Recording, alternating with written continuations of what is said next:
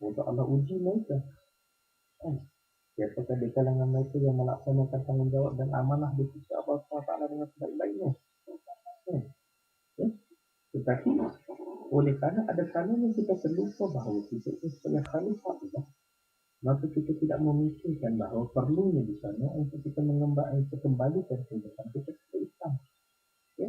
Itu perlu untuk kita highlightkan bahawasanya kita tidak dijadikan dengan sia-sia, bahkan kita adalah khalifah Allah di atas muka bumi yang sepatutnya melaksanakan tanggungjawab kita sebagai khalifah Allah, ya? Mengembalikan rahmat Islam ini ke atas alam, ya? Mengembalikan keadilan Islam ini ke atas alam ini.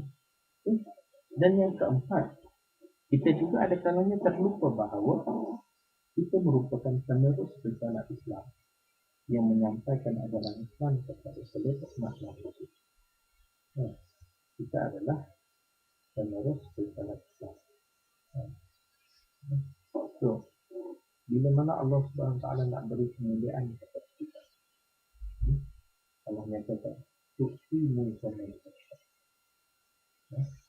Allah berikan dan berikan al-mulk, pemerintah, kedudukan kepada siapa yang kami pilih. Tu'ti mulkan man tasha. Diberi Allah sebut dalam kalimat yang sangat indah. Tu'ti mulkan man tasha. Diberikan kepada siapa yang kami pilih. Tetapi ingat, bila mana Allah SWT berikan sesuatu kedudukan, diberikan itu sebagai satu amanah. Tetapi bila amanah itu diceroboh, dimungkiri, dikhianati, maka dikala itu Allah akan tarik balik. Wa'ala itu teman kita watanji'ah min kemuliaan kita. Bila Allah kata watanji'ah, tanji'ah maknanya Allah hentak tarik balik apa yang Allah berikan. So ini kita kena ingat kepada bila mana Allah beri nikmat kepada kita, Allah beri nikmat dalam keadaan Allah beri dengan sebab keadaan yang sebaik-baiknya. Bila mana nikmat ini, nikmat Islam ini tidak kita gunakan dengan sebaiknya, nikmat kesihatan ini tidak digunakan dengan sebaik-baiknya, nikmat yang segala-galanya yang Allah berikan kepada kita ini tidak digunakan dengan sebaik-baiknya, dikala itu kita ingat. Bila mana nikmat-nikmat, amanah-amanah diberikan dengan sebaik-baiknya ini, kita khianati, kita mungkiri, maka dikala itu Allah Subhanahu Wa Taala akan tarik balik, ambil balik. Kalau tadi diberikan dengan sebaik-baiknya, tetapi bila Allah nak ambil balik, Allah akan ambil balik dalam keadaan yang kita tidak sedar. Ada kalanya dalam keadaan yang kita dihina, ada keadaan-keadaannya dalam berbagai keadaan ini. Ini peringatan kepada Allah Subhanahu Wa Taala. Baik itu nikmat yang diberikan kepada kita, kemuliaan yang diberikan kepada kita, jaga baik-baik, gunakan dengan sebaiknya. Jangan kata ianya Allah ambil kembali, dan kemudian kita dihina di sisi Allah Subhanahu Wa Taala. So kita merupakan penerus kepada risalah Islam, yang mana Rasul Sallallahu Alaihi Wasallam datang menyebarkan risalah Islam dalam keadaan yang susah, dikritik, dihina, dimaki dan sebagainya. Hingga kita dengar bagaimana kisah-kisah bila mana Rasul berdakwah di bumi Taif, di reject di bumi Taif, sehingga kan Rasul duduk bawah pokok, sandar bawah pokok, menangis di bawah pokok.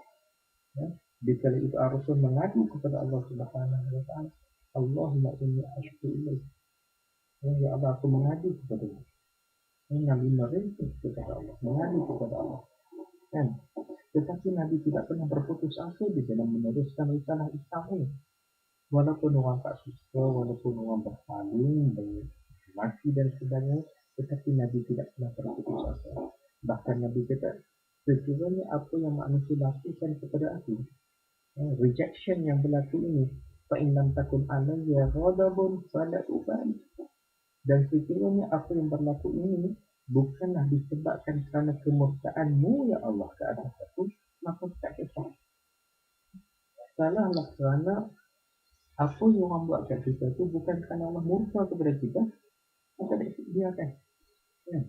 Tetapi kita takut dalam keadaan kehidupan kita sekarang ni, Yang orang reject kita, yang orang tak suka kita, orang untuk mengasihi kita, disebabkan kita juga manusia yang melakukan maksiat kepada Allah, maka itu perlu perhatian. Kan? Bila mana apa yang berlaku ke atas kita, kelemahan yang berlaku ke atas kita, kekurangan yang berlaku ke atas kita, disebabkan kemurkaan daripada Allah SWT, maka berhati-hati. Maka berhati-hati. Sebab itulah, sebagai manusia yang diutuskan untuk meneruskan risalah Islam ini, kembali kepada apa yang Allah nyatakan kepada kita di dalam surah Ali Imran ayat 110, kuntum khaira ummatin ukhrijat lin-nas ta'muruna bil ma'ruf wa tanhauna 'anil munkar wa tu'minuna billah. Kamu adalah umat yang terbaik yang dilahirkan untuk manusia, untuk kamu menyuruh kepada yang ma'ruf dan mencegah daripada melakukan kemungkaran dan beriman kepada Allah. Maka kita merupakan umat Nabi Muhammad akhir zaman yang dipilih oleh Allah Subhanahu Wa Taala untuk beriman kepada Allah. Maka ambil kesempatan ini, gunalah kesempatan ini dengan sebaik-baiknya. Ya? Bukan sekadar untuk kita, tetapi untuk mengajak manusia-manusia yang lain supaya beriman kepada Allah. Ya? Supaya mencegah manusia-manusia yang lain daripada melakukan kemungkaran kepada Allah Subhanahu Wa Taala, dan mengajak manusia-manusia yang lain supaya melakukan kebaikan di atas muka bumi. Ini merupakan antara kita tanggungjawab dan amanah yang diberikan kepada kita oleh Allah Subhanahu Wa Taala. Maka sekiranya kita meninggalkan amanah dan tanggungjawab ini, tidak mustahil Allah Subhanahu Wa Taala akan menggantikan kita dengan golongan yang lain yang mahu beriman dan mahu beramal soleh dan meneruskan risalah ini. Tidak mustahil suatu hari nanti.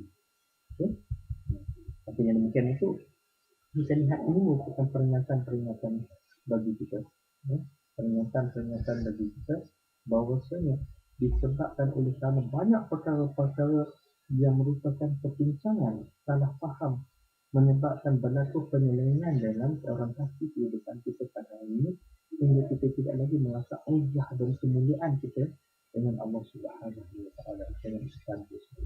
Bahkan antara benda yang menyebabkan kita tidak merasakan kemuliaan Islam antaranya, bagi poin yang terakhir di sini, kerana kita menjadikan ibadah kita pada hari ini sebagai sesuatu adat istiadat formal semata-mata.